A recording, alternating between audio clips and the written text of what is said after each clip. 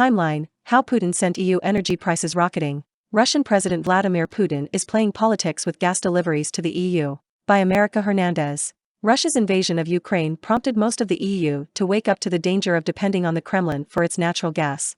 But moving away from Russian gas, which last year accounted for 40% of EU demand, is a painful process, and Russian President Vladimir Putin isn't pulling any punches. Even before the invasion of Ukraine, his state-backed export monopoly Gazprom slowly began selling less natural gas to European buyers, draining storage and slowing pipeline flows to a trickle. Those supply changes, coupled with Putin's bombastic statements, false promises and periodic jokes at Brussels' expense, caused energy prices to spike, plunge, recover and dip again, as anxious traders tried to predict how much gas they could count on come winter. Here's a look at how Russian energy games and reactions to them in the West made EU markets go haywire. Late 2021, run-up to the Ukrainian invasion. According to the European Commission's official gas market reports, in 2021 Gazprom supplied 137 billion cubic meters, BCM, of gas via pipeline to EU countries. That's 7% more than in 2020, which was a year of unusually low demand due to lockdowns, but represents a 16% drop in deliveries compared to 2019, the last normal year pre-COVID.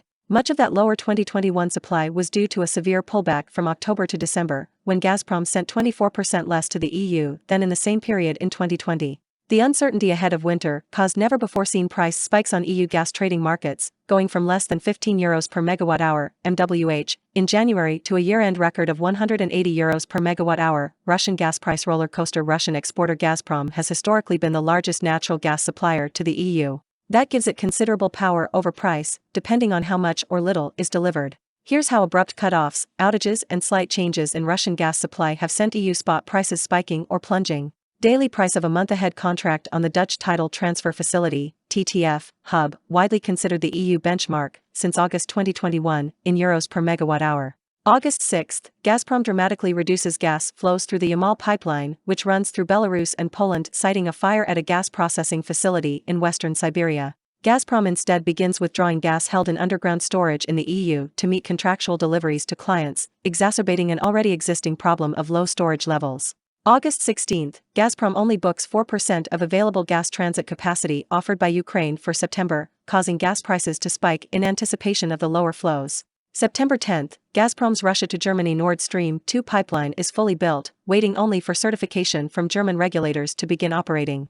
October 1, Gazprom stops sending gas through Ukraine to Hungary, as Moscow and Budapest sign 15-year contracts to send supplies via Russia's Turkstream pipeline instead. October 5, Putin blames the hysteria and confusion in European energy markets on ill-balanced decisions like climate change and energy transition policy. EU gas prices spike to a record €165 per megawatt-hour. October 6, gas prices fall when, a day later, Putin says, increasing gas supplies can and should be done. He also calls for speedy German approval of Nord Stream 2. October 8, the Romanian Energy Suppliers Association warns that its members' requests for additional gas supplies for winter are being refused by Gazprom. October 13, Gazprom sells so-called spot volumes of gas to the European market, meaning sales at open auction outside of multi-year supply contracts, for the last time. Since then, only long-term clients have been able to receive pre-agreed deliveries via pipeline, leading to a decline in the volume of Russian gas piped to Europe. October 15, Ukraine's gas grid operator warns Gazprom is only sending a fraction of the booked volume of gas through Ukraine.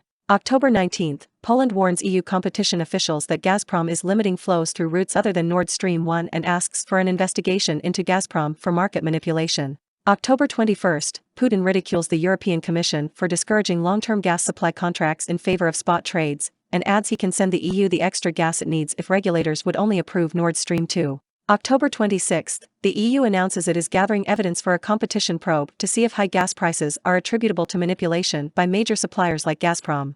October 28, Putin orders Gazprom to begin filling its abnormally low underground storage in the EU ahead of winter, prompting EU gas prices to fall below €80 per megawatt-hour for the first time in September.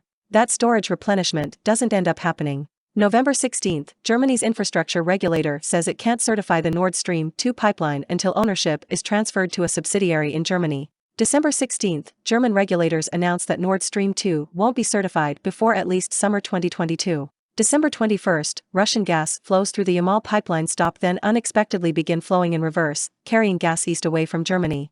Gas prices hit a record high of €180 per megawatt-hour. Ukraine's Naftogaz responds by calling for a probe into possible market manipulation by Gazprom. Putin instead blames greedy Western traders for reselling cheap Russian gas received via contract at a massive markup and parking it in tax-friendly Ukrainian storage.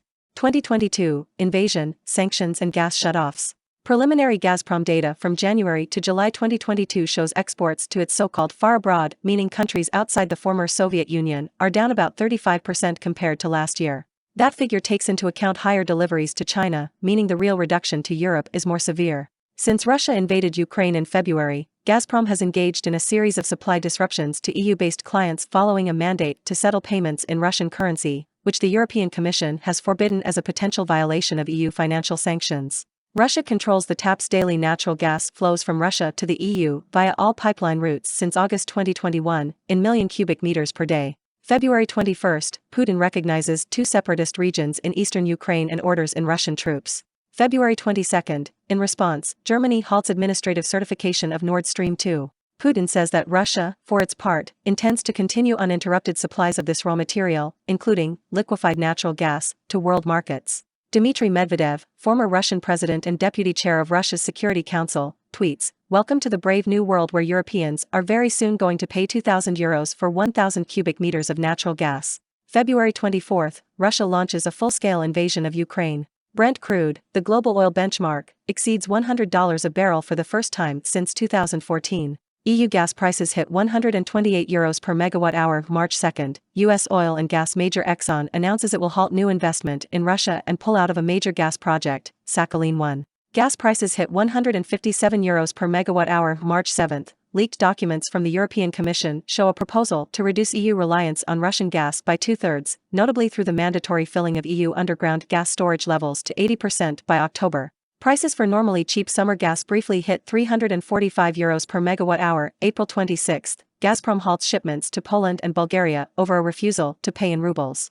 April 27. Kremlin spokesperson Dmitry Peskov warns any client refusing to pay for gas using a ruble-denominated bank account risks seeing supplies cut off. May 11, Ukraine announces unauthorized gas withdrawals from a pipeline passing through territories under Russian military occupation and warns Gazprom to use another route. Since then, Russia simply sends less gas through Ukraine. May 16, Russia halts electricity deliveries to Finland, in a move widely perceived as a reaction to Finland's application for NATO membership on May 12. May 21, Gazprom stops deliveries to Finland's Gazprom. May 31, Gazprom completely suspends gas supplies to Dutch company Gaztera due to failure to pay in rubles. June 1, Gazprom stops deliveries to Ørsted, Denmark's largest energy company, due to non-payment in rubles. June 15, Gazprom announces flows will fall to 40% capacity on Nord Stream beginning June 16. June 17, France and Italy receive less Russian gas than expected days after French President Emmanuel Macron and Italian Prime Minister Mario Draghi visit Kiev to support Ukraine's bid to join the EU.